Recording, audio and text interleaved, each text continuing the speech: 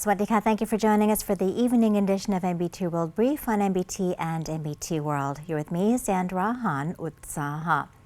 In our first story, thousands of Buddhist devotees gathered at Bangkok's historic Wat Arun Ratchawararam to observe Buddhist Lent Day 2026, taking part in traditional merit-making ceremonies to launch the annual 3-month monastic rain retreat.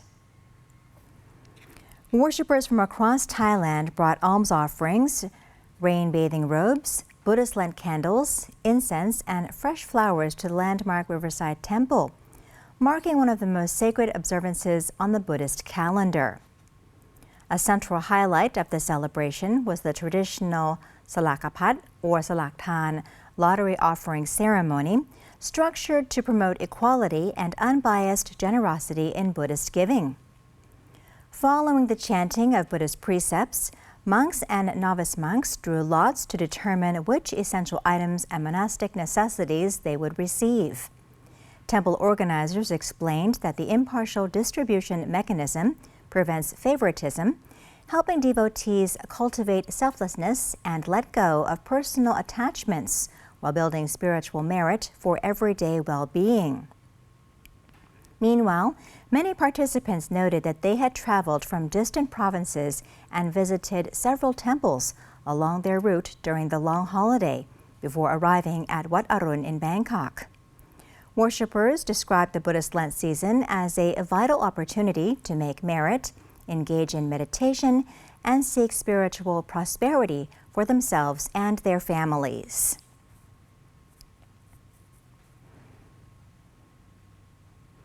Many people across Thailand are marking the sacred Asalahat Busha and Buddhist Lent holidays by donating blood, combining traditional religious merit-making with life-saving support for hospital patients in need. The National Blood Center of the Thai Red Cross Society reported a continuous stream of donors throughout the day, with many citizens specifically choosing the holiday period to perform an impactful act of charity for fellow human beings. Donors emphasize that blood donation provides a deeply meaningful way to practice Buddhist generosity, directly benefiting patients who rely on regular blood transfusions without requiring any financial cost. Several participants who traveled back to their home provinces noted that their 3-month donation cycle coincided with the holiday break, allowing them to give blood while visiting family and making a tangible difference for those facing medical emergencies. To encourage nationwide public participation during the religious holidays, the National Blood Center of the Thai Red Cross Society is running the Make Great Merit Through Blood Donation on Asalahat Busha Day and Buddhist Lent Day campaign from July 29th to 31st of 2026. Healthy volunteers are invited to give blood at the National Blood Center, 7 fixed donation stations, 12 regional blood centers, and affiliated hospital blood banks across the country.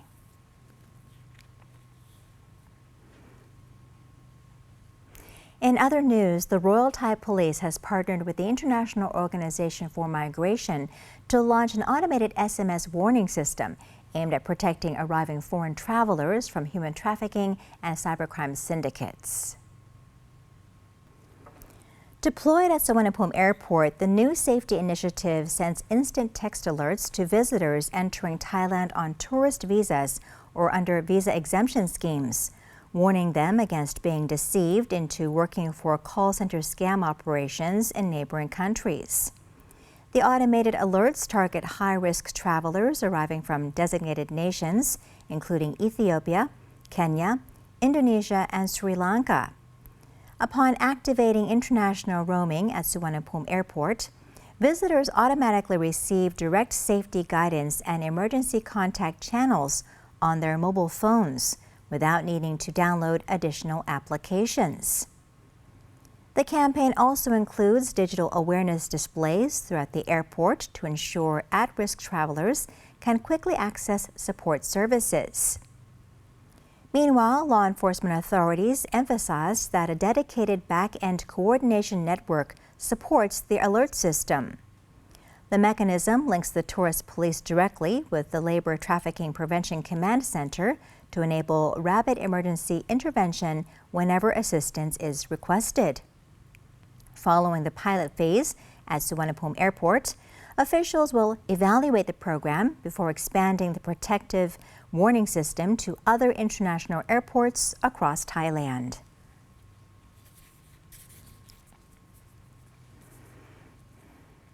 And in one last story, Thailand's landmark high-speed railway connecting Bangkok to China has crossed a major milestone, with construction on the first leg more than halfway complete.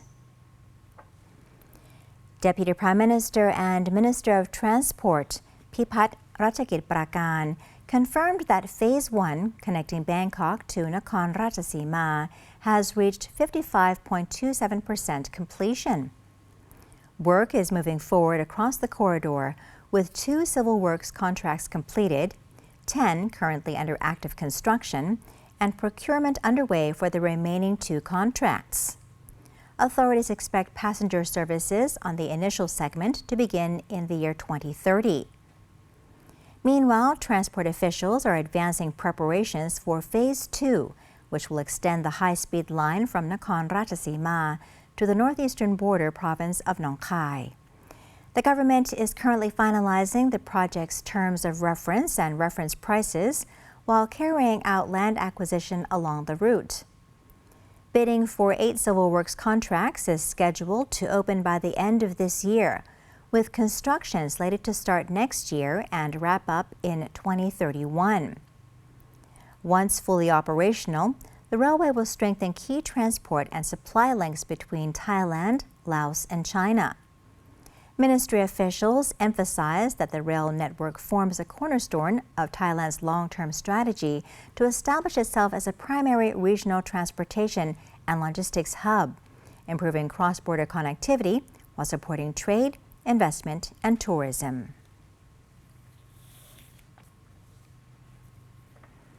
And that is it for this edition of MBT World Brief. For additional stories, scan the QR code on your screen to access our complete coverage. Until next time, I'm Sandra Han Utsaha. สวัสดีค่ะ